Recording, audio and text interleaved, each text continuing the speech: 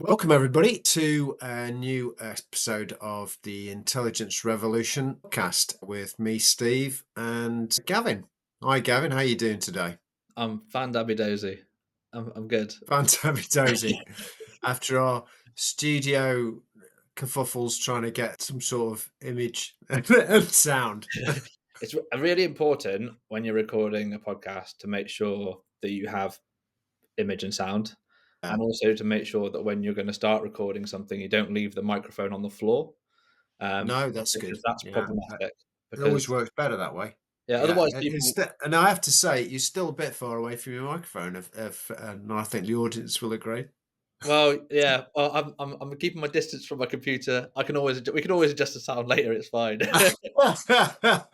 I'll shout. Okay. All right. Well, today we're talking about nailing the business case for digital innovation. So what's that about? Why introduce the subject so we know what we're talking about today? Yeah, so I think we have an opportunity to work with lots of different clients and lots of different Yeah. projects. Um, and one of the common kind of things we see when we're having those conversations with clients is the fact they'll come to us saying, "Oh, our competitors have this. We really want to have something similar, or we need to compete in this space." Or it might just be a case of simply like, and we said it before, like, "I want an app," or "I want this." And that's sometimes as far as the thought process has gone. Sometimes there's a little bit more thought process in place, and it might be Yeah. there's done some pre-planning, but a lot of the time it's kind of fairly shallow in regards to kind of early stage concept development. And in regards to the business case pieces, if you've not kind of got an understanding of the value or the impact of what you're looking to deliver, any cost you're quoted to deliver that is going to be classified to some extent as being expensive or not going to deliver Yeah. value for the business.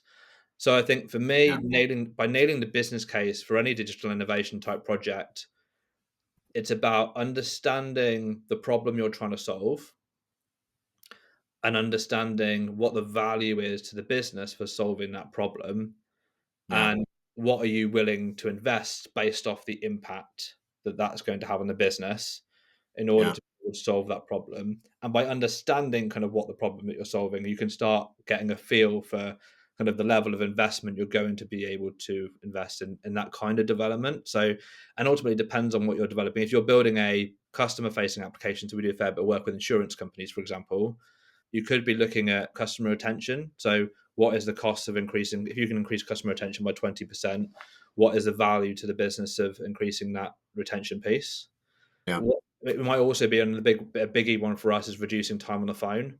So if for example, if claims of most of the time claims are being handled on the phone, for example, and if you Yeah. can't implement another solution, then what if you can reduce that time and allow clients to self-serve to some extent? What is the value to the business for being able to increase that self-service, both Yeah. in kind of saving that time or even kind of saving that time, that staff time, to allow them to serve more customers. So you've got the benefit there of reducing the time. You've also got the benefit there of allowing you to be more efficient with the staff that you're using. And that's purely like looking at a kind of customer facing application as kind of that kind of use case. So Yeah. understanding kind of what the value is, you can then go, well, if I can save 20% of staff time and the cost of my staff is 1.5 million, their staff is 1.5 million a year, you've then got Yeah. 300K a year, which potentially you could save for this. It's just implementing this single solution plus pretend, yeah, any other roundabout benefit, for example, with customer retention, what that extra benefit Yeah. might potentially be. You've got a figure then to work on. And if you say, well, actually, if it's going to cost us, I know, half of that to develop the solution, or if it's going to cost, even if it's going to cost us that amount, or even double that amount, and it allows us Yeah. to pay it off in a 3 year period, but on a yearly recurring basis, it's going to save us that amount of Yeah. money. Yeah. Yeah. It becomes value for money then, rather than being an out of pocket expense, or in regard to expensive because it's not kind of delivering that value. So you're talking about setting the scene for this based on what the business is trying to achieve, Yeah, and then scoping from there to go, well, what are the options? Where can we do this? How can we do this? We've got the why. Why is usually we want to save FTE time, or we want to, you know, make a service available because sometimes you're actually enabling somebody to do something because the technology can support that where you Yeah, couldn't normally. We have the same thing. So the why is sometimes FTE, and usually is because there's usually a CFO that's going to side this off. So there's got to be money saved somewhere, but also, are you going to have a downstream benefit if this wouldn't be available if the technology wasn't there? yeah, And we have to have this available because our competitors have got it, or they're going to do it, or they're on the verge. We know they're on the verge of enabling this kind of yeah, solution, you know, which has its own business case and value. That, well, we're going to lose market share. yeah. So setting that scene is really important first, isn't it? Yeah, I mean, retention and client acquisition is massive when you're looking at kind of digitally enabling businesses. Insurance, it's a biggie because the amount of people who there's a large amount of customers who will transition to another Yeah, insurance organization if they're offering a more engaging experience. So 100% there's an yeah, element of looking going, well, our competitors are doing, they're competing, and therefore we need to be able to catch up. The biggest challenge is if you're looking at your competitors and you're going, if you look at your competitors and going, we need that because they've got it, then you're already ultimately in a laggard. You're yeah, coming at it from a yeah, laggard point of yeah, view, and you need to make sure you've got your own internal metrics in place to make sure that you're going to be building the right thing that's going to have the right impact for you as a business, and make sure yeah, that you've got the suitability internally to enable that new kind of development piece. Because if you're building a customer facing application, you're saying actually we want claims to be able to handle it internally. So the project we did for WPA, we got to the point where 90% of cash claims are done through digital means, so no longer done yeah, through other platforms, which is a massive impact for the business. If you're looking to do that, like the yeah, digital experience or the front end experience is only part of the solution. Like you've got the other yeah, yeah. elements of the business that need to be ready, internal processes, internal technology that need to be in place to enable that development to happen. And the only way you're going to really do that is if you build up that understanding within the business and to have that impact and that understanding in place to make sure that you can build that infrastructure in place to be ready for that next stage of development as well. Well, I remember that process I'm a WPA customer, and I've kind of seen your app appear in this stuff, So I remember the old claims process through their website and stuff like that, which was very clunky. It was basically an email, That's kind of, and I don't know that I sent an email. I think I probably did early doors where it just became an email conversation to somebody and they go, "Oh, we need this document, we need that document." Whereas the app, totally different. I just pluck it out, go send all the information and go, Yeah, "This is what it is." They had everything they needed to process, and then yeah, they just processed. And that was the last of the communication going, "We've paid you," and that was it. And of absolutely. course, that's it. That's all you want it to be as a customer. It was a painful process because it was through the business, so you kind of go, well, okay, I'm tolerating it because it's the one we've chosen, or it's been chosen. But then it became like, oh, this is actually quite good. This is easy. Yeah, I got a bit of physio, and the physio is paid for now, so that's cool. yeah. And that was great.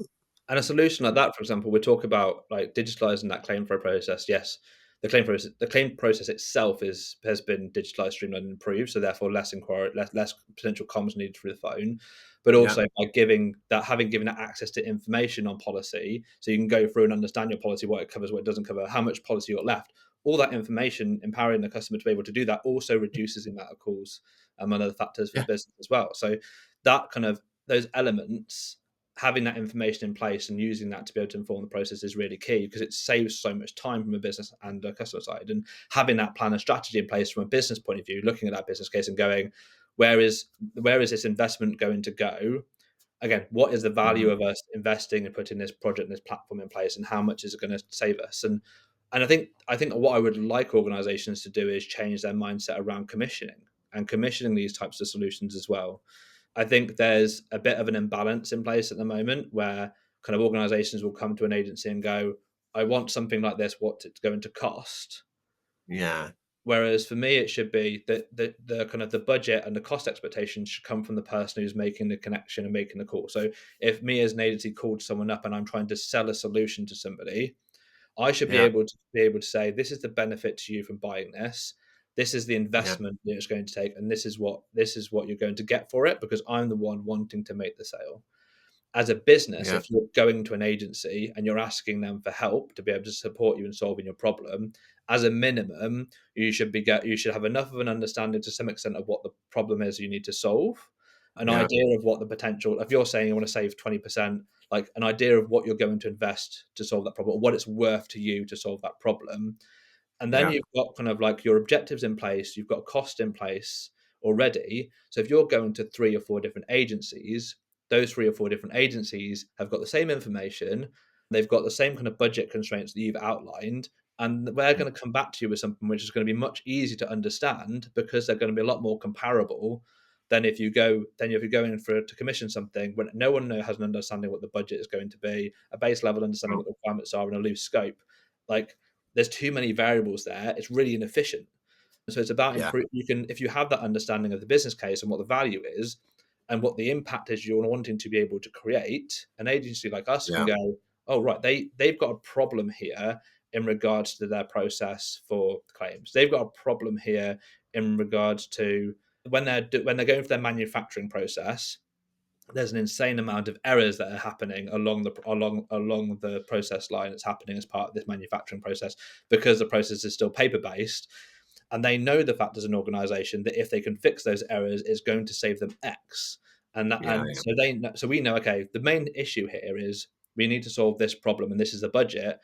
We can then work with the business to nail down what the right thing is and work with yeah, them yeah, based on the experience that we've got internally to go, actually, we think there's an element of, but you just need to improve the existing system that you've got, or there's better yeah, training that needs to happen here, or, and we can yeah. work with the business to nail down the right way of solving the problem rather than it being a loose kind of like the problem's kind of We been need an solved. app. Yeah, we need an app. Well, the problem's kind of been solved, but it doesn't actually make sense to be solving it that way. Yeah, yeah, yeah. You become a bit of a business analyst when you do any of these things, reading the same stuff, and you start going, well, why are you doing that? Because that doesn't make sense. If we're doing this bit, you've still got this bottleneck over here, and that Yeah, doesn't make sense. And it might be an extra investment, but like you said, the value in that outweighs the whole thing because the whole solution works yeah, because you're then going from end to end, or at least you're going from position A to position C, not just B to C, and that makes such an impact for everybody as well. And I mean, we do quite a lot of automation things, and that I think there was also a political thing where you get there was also a danger that people are talking about AI taking jobs or automation taking jobs and stuff like that. But actually, in the scheme of things, most employees are happy to for the mundane stuff to be taken away. There's very, very few that want to keep that stuff. It's soul destroying, horrible stuff. yeah, But what I find is that then when you speak to those SMEs, the ones in the business, you get that better use case. So the yeah, commission isn't from up high; it's from down below. So you're getting those people to do the scoping out or the this is our problem piece because you get a lot from top, and you just go, well, a top down thing doesn't work because you don't do it day in day out, yeah. and you don't have an understanding of how much time actually you're losing there. Yeah, and You know, there's a lot of value to having, and I would say this, but having someone coming in externally and coming at it with a fresh pair of looking at the problem with a fresh pair of eyes. yeah, very And much we so. did it as part of our work with Palex. Like one of our designers spent a day in a lorry with a lorry driver. Yeah, So obviously exactly. the application, the driver application was commissioned from from leadership team. We work closely with the CTO, but actually like spending time in a lorry driver, understanding kind of what the process is, what the frustrations are, where are the corners being cut, why are the corners being cut, you can get so much Yeah, more value and information from that, and then you have an understanding of the stakeholders that you're going to be supporting in that delivery as part of that delivery. I mean, you mentioned it a yeah, little bit earlier around kind of frustration around process as well. One of the biggest kind of side benefits of nailing down and improving the way that you're working through digital means, whatever those means are, is improved talent retention. Like yeah, if you're looking to create and implement something that's going to improve the way that and empower people to be able to do their jobs better and easier, there's going to be so much less. There's less frustration in the workplace, which means that you're more yeah, likely to be able to retain those staff. And on the flip Yeah. side, if you're designing customer facing applications as well, and you can make that process, the process for the customers easier and Yeah. seamless, you'll yeah, back down to that retention. So retention is a key, should be part of any business case. When looking at kind of designing, whether it's an internal system or an external system, designing any kind of business case for doing that digital innovation piece. Yeah. Yeah, no, it makes a lot of sense. Yeah, because we're all recruitment agencies now. As a reasonable sized business, you know, that's what you do. So to need the best people in there, then you've got to keep them. You can't just go, oh well, we've got them now, and then that's the end of it.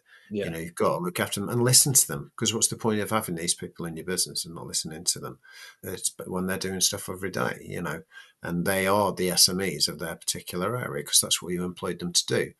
And you know, I always find there's a lot of gaps in processes that are filled in by a human thinking about, oh, well, I'm going to have to do that to make it work, you yeah, know, and there's so many workarounds to something that doesn't work that a yeah, human fills in, and they're very good at doing that, but it takes so much time. It's so inefficient and it's so poor that and nobody wants to do the workaround. They yeah, just want to do the work, but they go, oh, when I do this, I have to do this thing over here, and then I have to twiddle it and make it work, and then, you know, give it a kick, and then it's all right. You know, and just go, what are you doing? You know, how much long do you take to do yeah, that? And it's like, oh yeah, it's about 20 minutes. You know, and you just go, but how many times a day are you doing that? yeah. Oh, a few. How many You people in know, a team all are of a having to sudden do that? you hours. You know, Yeah. it's mass mad. And one of those biggest areas I think of frustration is when the information's already there but not in the right format or in another system. Like I think we've written a few articles on it, and there's a big conversations around not only duplication but triplication in regards to processing information. And Yeah, sometimes by going for a proper evaluation of the way that you work and going, wait a yeah, second, we're collecting this here, and we're collecting it here, and we're collecting it here, and we're using it here. But if someone does this, they also have to fill in this information, even though we've got all this information already. There's a yeah, mass like that's one a massive area in regards. There's an opportunity if you can like understand what's happening there, yeah, and the extra benefit again then is nailing down kind of what data you have, nailing down yeah, at what points you're feeding that data in, nailing down what data you actually need to collect, how you're storing it, but also yeah, if you kind of start having that cleansing process of that information and you can really boil it down to the basics of what you need, you can start yeah, putting a plan in place as to how you're going to actually utilize it. yeah, Whether yeah, that might be implementing an AI system to be able to make it easier for customers to be able to self-serve because there's lots of questions being asked of the customer service team, and there's a way you can respond to that information. Whether it's a way of collecting that information and put it into a dashboard to make it easy for team members to access and analyze it to save that time yeah, for them, but also making that information clearer. There's also so many different areas where you can streamline and make those improvements and make the yeah, business work smarter because you're giving them that access to information in a clean, easy to use way. It's going to will have that kind of quite high impact on the business and support that case. So there's loads of different factors when you're looking to build a new solution. And in regards to you can look at to improve that business case. And if you are a CTO or if you are a technical lead looking at trying to persuade the leadership team to be able to sign off on budget, nailing down that business case and understanding where the value is to the business and the benefit it will be your core things to make sure the fact that you're going to get that sign off. And on a side thing as well, if you can't prove the business case, should you be shouldn't be doing it. No, shouldn't be doing it. Shouldn't even be commissioning the work. and I have several conversations with people and I go, have you spoken to these people? Have you had have you had these conversations? And they haven't done the legwork. And I don't know whether that's out of fear that their idea is going to be disproved.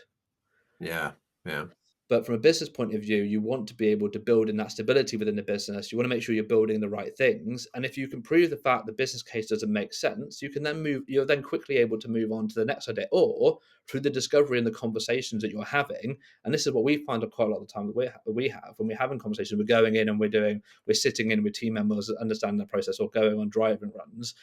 You can highlight other areas of inefficiencies which you probably didn't know about.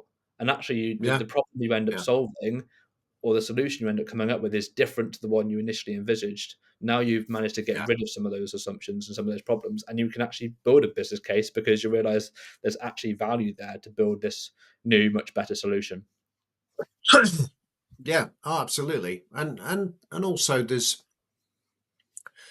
a whole wide conversation about how different processes are going to impact financially, but also just from the whole environment that you're in, being able to move the business forward and scale. Because there's loads of processes we come across, they can't scale because this process is going to stop them.